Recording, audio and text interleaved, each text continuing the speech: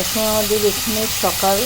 এখন আমি চিন্তা করলাম কি নাস্তা খাবো, তাই ভাবলাম কিছু ভেজিটেবল একসাথে মিক্স করে এটা একটা ভেজিটেবল করি, পরোটা করি, আর মাংস আছে এটা গরম করে খাবো। তো তাই ভাবলাম ভেজিটেবলটা যখন করছি আপনাদের সাথে একটু সামনে তুলে ধরি। এই যে এখানে ফুলকপি, গাজর, মিষ্টি কুমড়া, বেগুন, এগুলো সব কিছু, মূলা, সব কিছু মিক্স করে আমি একটা ভেজিটেবল করছি। আর আমি প্রথমে একটু তেল দিয়ে তারপরে পাঁচফোড়ন দিয়েছি, পাঁচফোড়ন দিয়ে শুকনো মরিচ দিয়েছি।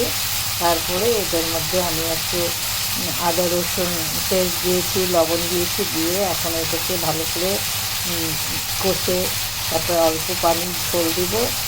ঝোল দিয়ে এটা যতক্ষণ ঝোলটা শুকিয়ে গেলে তারপরে এটা কষা কষা করে নামাবো। হ্যাঁ, তো দেখতে থাকুন আপনারা। এখন আমি এতটা পানি দিয়ে দিলাম এটাকে গলার জন্য। তারপরে এটা গলে গেলে তারপরে এটা আমি নামাবো। দেখতে থাকুন। এটা যতক্ষণ পানি শুকাবে তারপর আমি আপনাদেরকে আবার দেখাবো।